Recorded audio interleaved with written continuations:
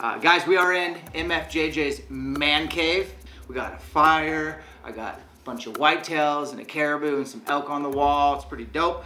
Today we are building the 33 from the Phase 4 lineup. We are gonna talk about it from this guy's perspective, who is, his livelihood depends on these bows getting sold in his shop. He owns an archery shop. He's also been doing it longer than about anyone I know. So I guess let's first compare and contrast. So if you haven't done strings before or you don't do it for a job, put one piece on at a time.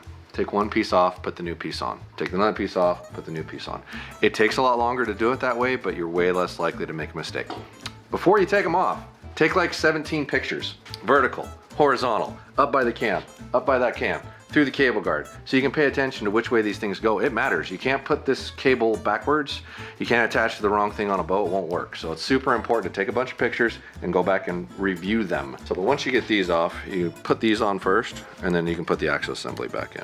That is one of the negatives about this type of a system, is you do have to take the axle out to put the yoke back in. So but once that's in there, you're pretty good. This is actually out of my gunsmithing stuff. So we do have a link on our website for ordering gas strings. You can get them through us. They will actually drop ship them right to your door. You purchase them from me with what specs you want on them, and they will ship right to you. You can also ship us your bow if you want us to put them on. We will be using gas strings, not our own. We've had very good luck with them, and that'll be going on for a while until we have somebody in-house who can do it. I just don't have the time. I can't do it myself, guys. I'm too busy. Or I couldn't give you content. That's the time I had to give up. Sorry.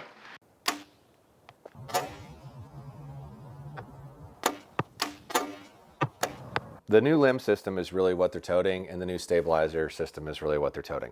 They're not toting a faster speed, they're not toting a lighter physical weight, they're not toting different axle to axle and brace heights. It's the same bows as last year because they hit a home run last year. I mean, everybody liked it. They're the #1 selling bow in the industry by far last year, so, why screw up a good thing? Just try to improve upon it. And this inlay of rubber, which when we started doing the 29, we hadn't shot one, so we didn't know if it actually was quieter or what the deal was, and we really couldn't talk to anybody about it yet, so we couldn't ask what they were angling at. But since then, you had that podcast. Yeah, we did it with Mark Hayes. So he's kind of the manager of the engineering team, and the stats from him. So historically, they've tested their bows in sound rooms bare. This year, they're like, let's set them all up, including this Gherkin, Hootenanny. And they got 13% less sound from this year's bows, and they also got 36% less vibration. These guys are data geeks. Yeah. And they're all about efficiency, and all their testing, and they said the best specs for this new stabilizer system and the rubber coating in between 8 limb pieces now is the same as last year, so let's just run with that. Keep it simple, stupid.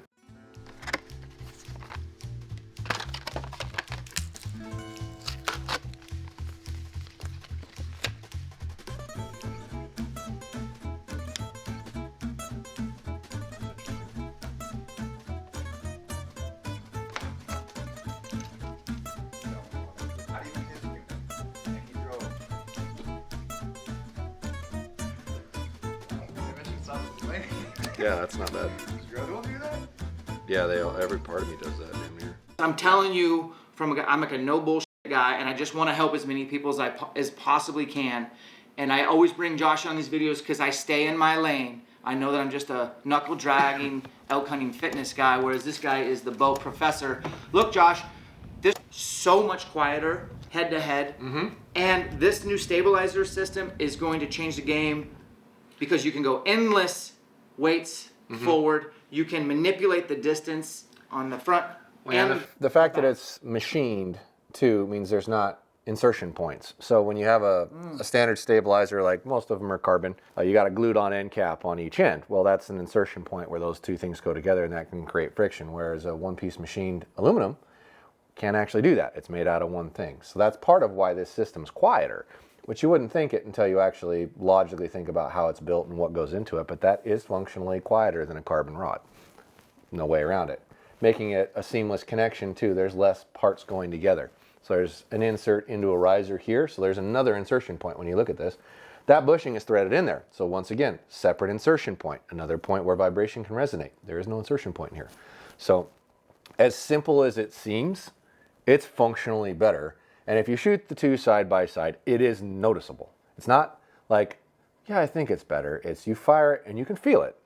4 1/4 to 4 3/8, somewhere in there. And it's really hard to get it on, but once you get it on, these things stretch as soon as you try to compress them. And if you don't get it to where it's almost like awkward to get the loop on, like I just did, when you go to stretch it, it's gonna end up longer than a 1/2 inch. And you're giving up length there to do it. That's why I have 2 different sets of pliers, because that gives me the compression. Now that's about a 1/2 inch D-loop. If I would have made that any longer, that loop would end up being 3/4 of an inch to an inch, and you're giving up unnecessary draw length. As long as your jaw can clear your knock and it doesn't touch when you turn it a little bit, that's perfect. But I just want to go head to head the new Phase 429 versus the 33. So you grab that, hold it up side by side. So ATA, obviously, pretty obvious. Brace height 6 versus 6.5. Now the spectrum for this 29 is what, 25.5 to 30? That sounds right. And then this one starts at 27 and goes out to 31. 1.5. 31.5. I think. I'm pretty What's sure. your draw length? I'm a 30.5. I usually shoot 30 because of my string loop, taking up that extra 1/2 inch.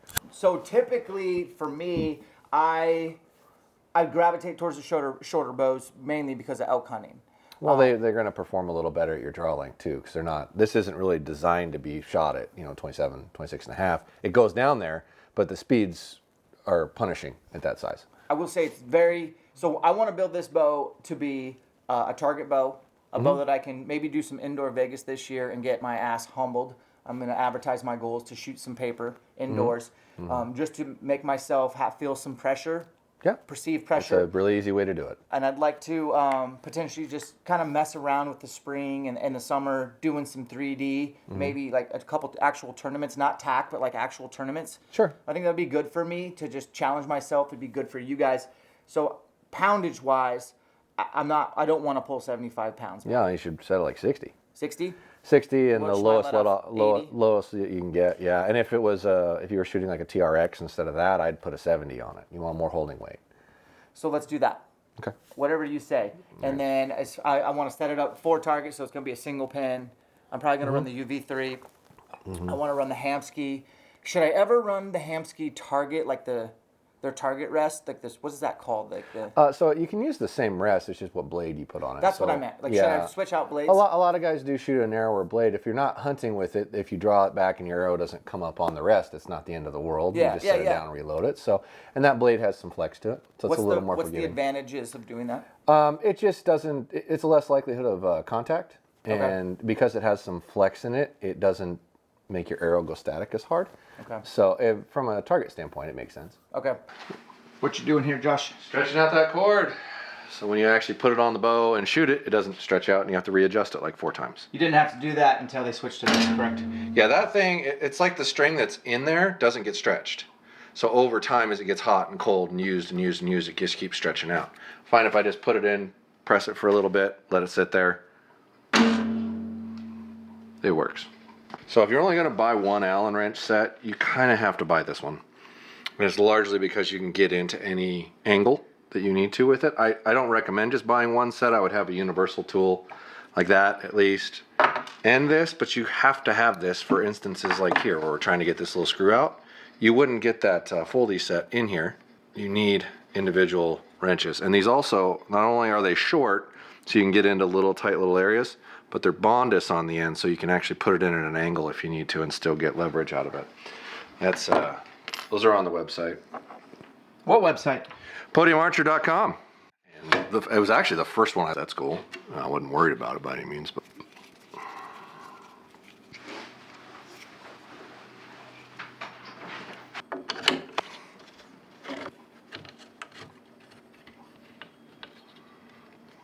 Well, realistically, you're talking a 33 is going to be for probably somebody with a 29-inch draw length or longer. In general, it's going to frame a little better and fit a little better, unless you're just looking for the utmost accuracy no matter what, because a longer riser is always going to be a more stable platform, more forgiving. You're just giving up velocity to get it in most instances. So I would say this is really more for a guy shooting target at any draw length or hunting at 29 or longer. Yeah. That would be like a guy like you would hunt with that.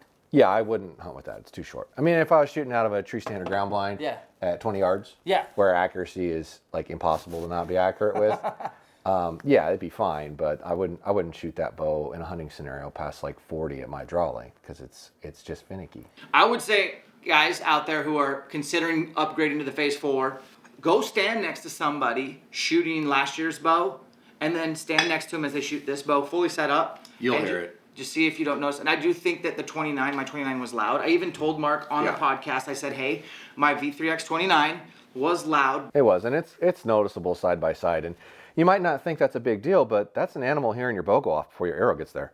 That's pretty damn important. Things they hear, the greater the reaction is going to be before your arrow gets there. 100%. That's super important, man. Quieter the better. Make that thing quiet as you can make it. Yep. Well, let's get to building. All right. Getting that workout in. Way. It's like 20 degrees outside.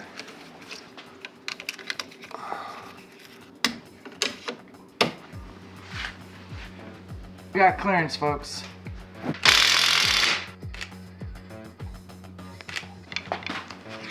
Where's that resting seat?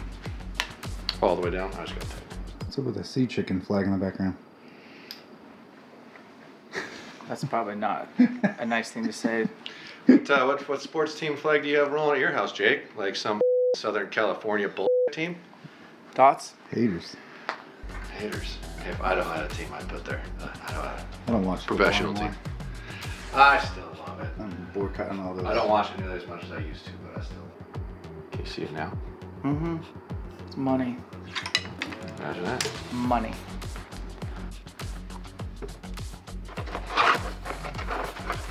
So I know how to do all this stuff. Not as good as you, not as fast as you, but why do you continually insist to build my bows for me? Well, I feel at this point in our relationship or Relationship?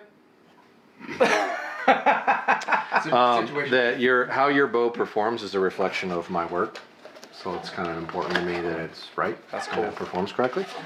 Because at the end of the day, we only have the work that we do and how it reflects. So for me, I want to make sure your bows are right because it's a reflection of me, I think.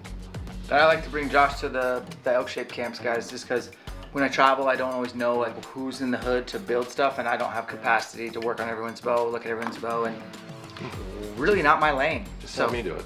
I'll bring Josh to the ElkShape camp. So if you guys are coming to ElkShape camp, shameless plug, you're gonna get Josh to look at your bow and work on your bow, which is a huge advantage. So you know the building time. Simple as that. Is that good, Ole? Yeah. Yeah. So one shot wonder. That just needs to be put back to work right as original. Okay. Yeah.